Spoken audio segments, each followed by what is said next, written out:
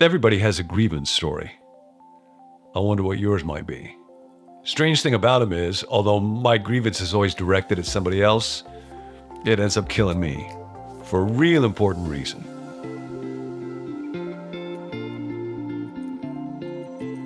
So we come to the greatest teacher who ever lived, greatest talk ever given. And he says the good news is what's insurmountable in this universe is not your problems or what ticks you off. It's God and his presence. That cannot be defeated. And that means you, right there in your little life, can make this a golden rule day. And this involves how we deal with anger. That's the number one offender, resentment, our number one problem. So Jesus starts there. We talked last time about how he says, you have heard that it was said to the people long ago, you shall not murder, and anyone who murders will be subject to judgment. But I tell you that anyone who is angry with a brother or sister will be subject to judgment. And he uses here a word that's present tense participle. The idea is not just that you have gotten angry, but that you continue to be angry. And that anger involves, first of all, just a pretty innocent thing, which is a rush of energy that comes when my will is frustrated so that I can overcome the obstacle. When it's working right, it always works towards justice. For example, I don't like key fobs. I think they're a dumb idea. They're way too expensive. If you got to get one replaced, it's a hassle. You can just use a regular key, and it's real simple. If you're going to go surfing, you can't put a key fob in your wetsuit. So who made up the rule that there has to be key fobs? How come I can't just say, I'm not really mad at anybody for that, just a little surge of energy around that. But when I'm angry at a person, it very quickly moves to another phase where I will the harm. I cease to will the good for the person that I'm angry at. And then I choose to nurse that anger. Now, what Jesus is doing, and we'll follow this over and over, there's 6 different areas, contrasts, where he says, you've heard that it's said, but what I say to you, and he's moving from an understanding of goodness that's based on external conformity. Here's the rule, I did it, I'm okay, to what's going on inside me. So being angry, calling somebody raka, calling somebody fool, there's no particular progression to those kind of things. They're just the kind of things that say there's something wrong inside me. And my aim needs to be not just to avoid murder or avoid breaking rules, but to become the kind of person who would not do wrong things even if I could, become the kind of person who naturally does things that are right.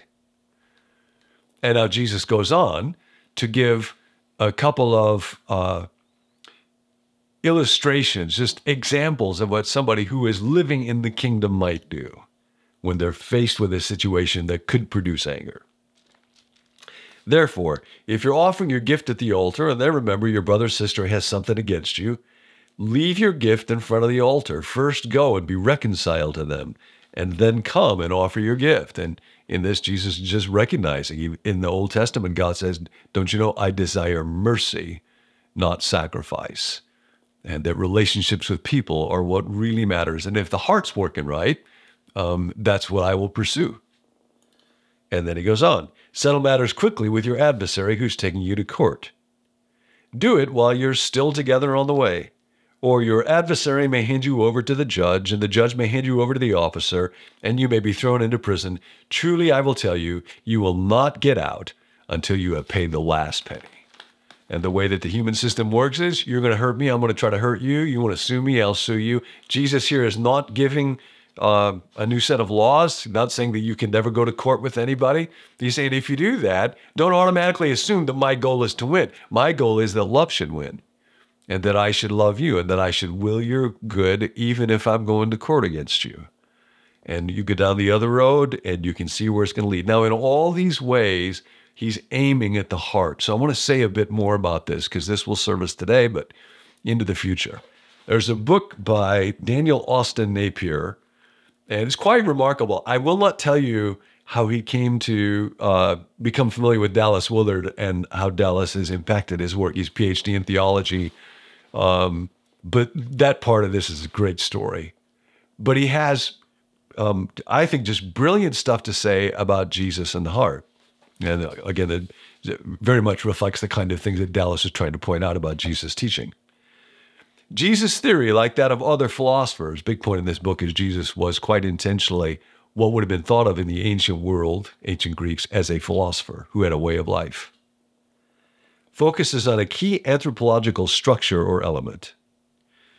But Jesus' focal element, conceptually speaking, introduces something new when it enters the history of Western thought. Of course, Jesus was not a Western thinker, but his teachings have exercised vast influence on the development of Western thought. For Jesus, the central element is the human heart. And all through the Sermon on the Mount now, when he goes, you have heard it said, but I say to you, he's going to be reflecting on where goodness really rises or falls is at the core of you in your heart. Napier goes on, your heart is your attention, your present awareness, the whole range of what you are personally engaged in at any given moment. You think and plan and hope and desire and choose with your heart. And this notion of the relationship between attention, what am I engaged with? Where's my mind settled in the heart? Is just super helpful.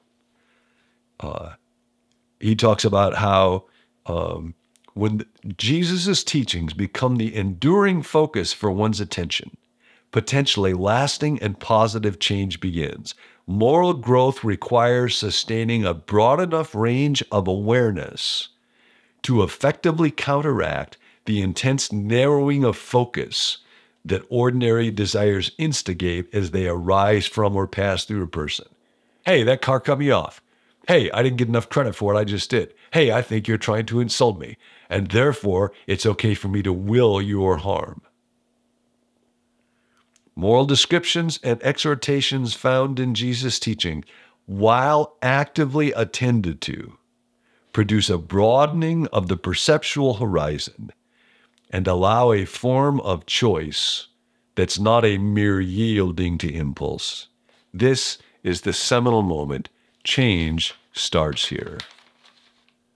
Now, if my attention is not being formed and shaped by Jesus' teachings and the presence of God, the kingdom, his work right here, it tends to be a pretty weak read.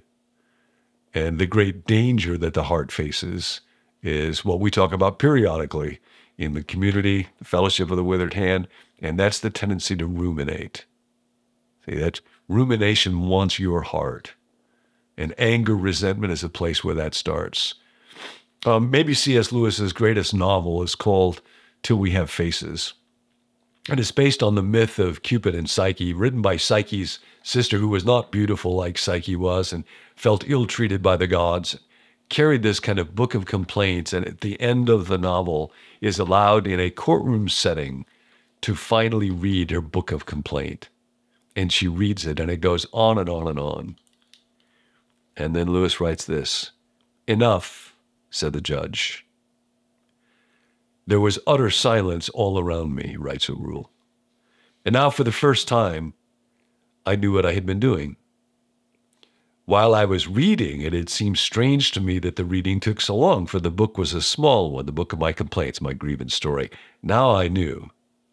I had been reading it over and over and over and over. I would have read from it forever if the judge had not stopped me. And the voice I read it in was strange to me. There was given to me a certainty that this at last was my real voice.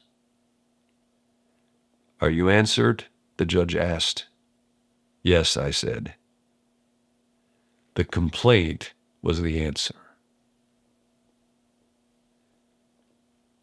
When the time comes to you at which you will be forced at last to utter the speech that has lain at the center of your soul for years, which you have all that time, idiot-like, been saying over and over, you will not talk about the joy of words.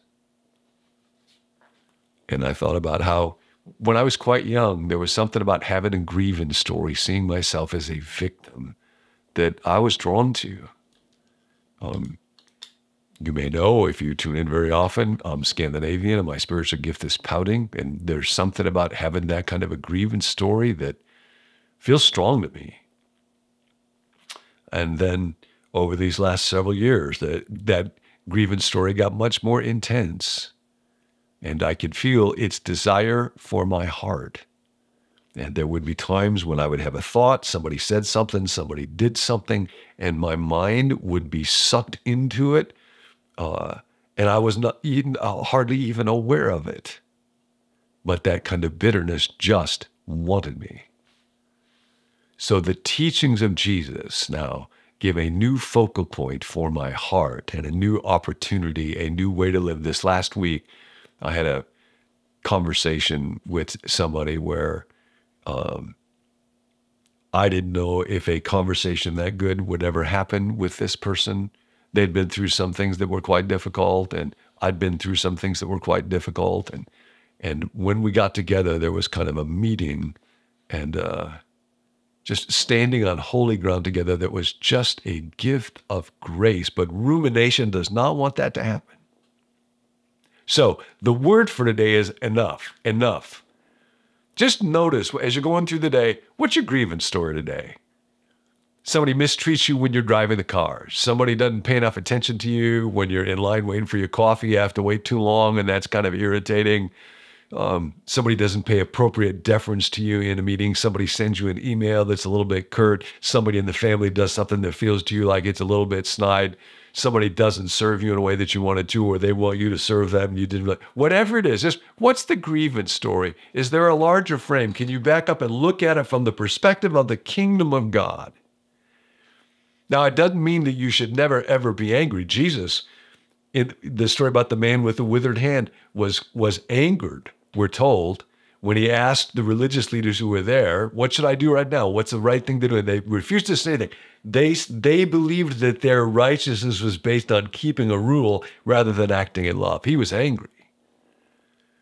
But the way that he expressed his anger was he didn't back down to them. He didn't curse him out. He healed the man. So today, enough with the grievance story when it comes. Just take a look at it, enough, and keep remembering Jesus is right here. The kingdom is right here. Make it a golden rule day. If you like hearing John talk about the Sermon on the Mount, we've got a whole series on that. So go ahead and subscribe to make sure you don't miss any future episodes in that series. You can also go back and catch up on any episodes that you may have missed. Now, if you're interested in the email or the text alert that goes along with each episode, you can let us know at becomenew.com/subscribe, and we'll make sure that you get those. If you want to help us spread the word about Become New, the best way to do it is just to watch, like, and comment each video that we put out. So we would love to hear your thoughts. If you want to chime in the comments, that would help us, and we'd love to engage with you there.